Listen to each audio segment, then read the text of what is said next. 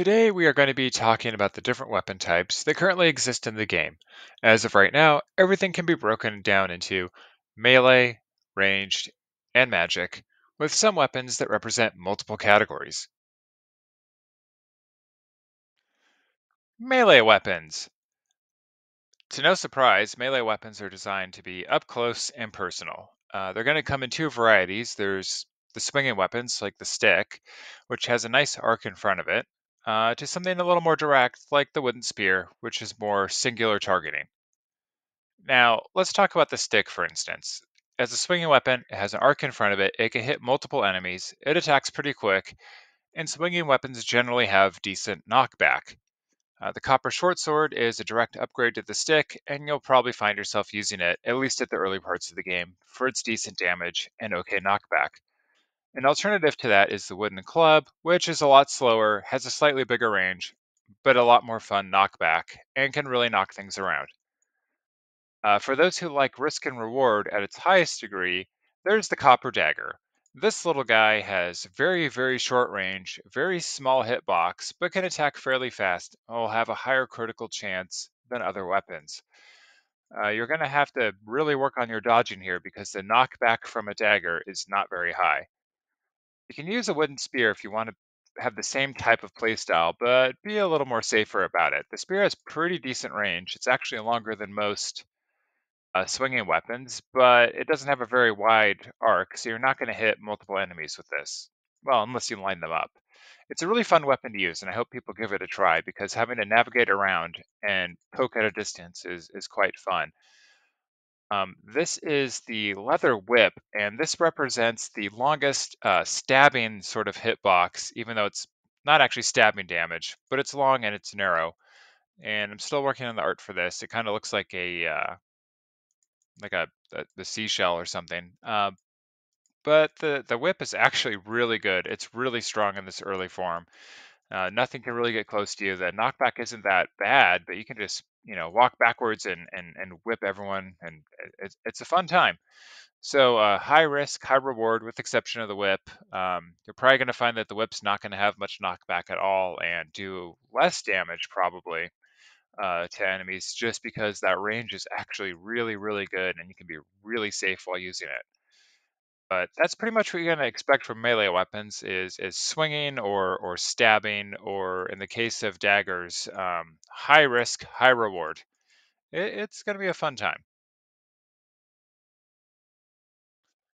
Ranged weapons. Ranged weapons are going to come in two varieties.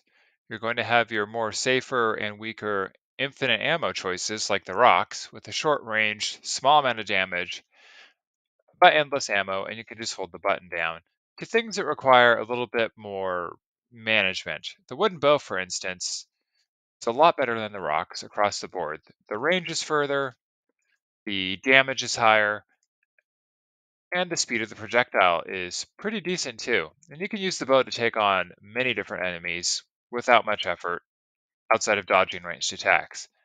And this is a great way to be safe without getting right in your enemy's face when you may otherwise get overwhelmed.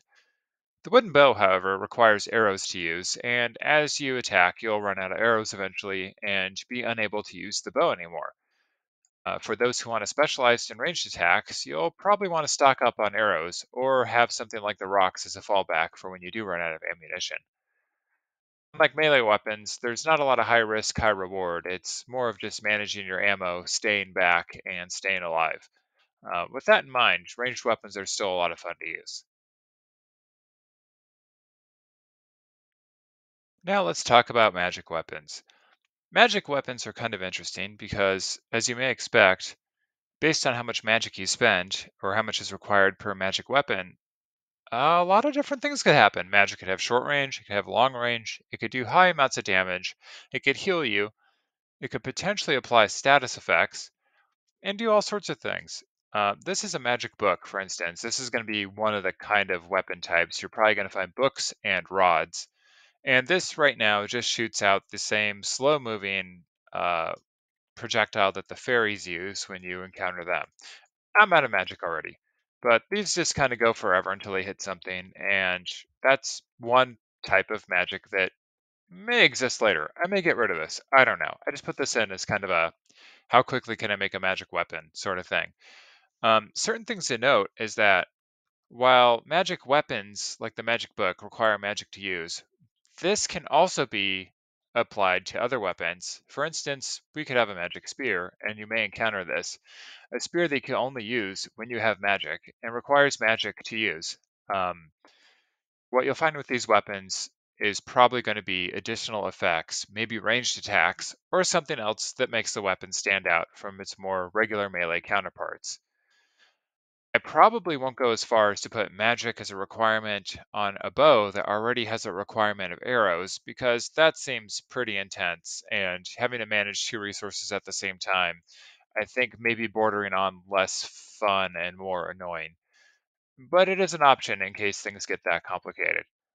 Anyway, look forward to magic filling in all the gaps that you need and being just all over the place in terms of what you can expect from it. I do have one more weapon type, kind of an unofficial weapon type.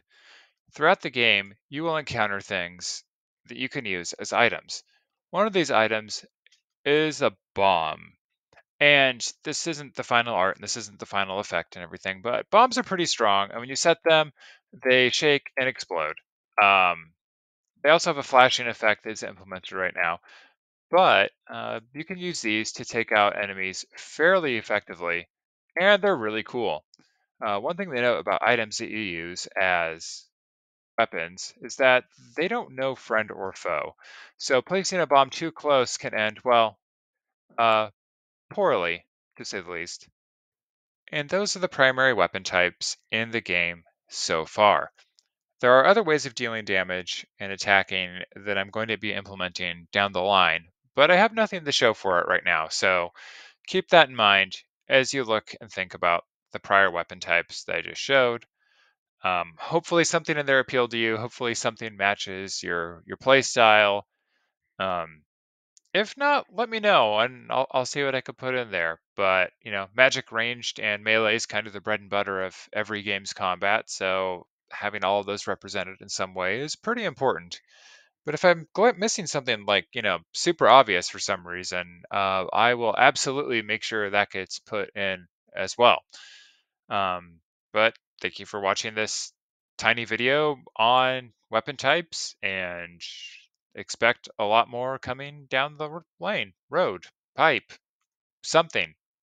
Yeah.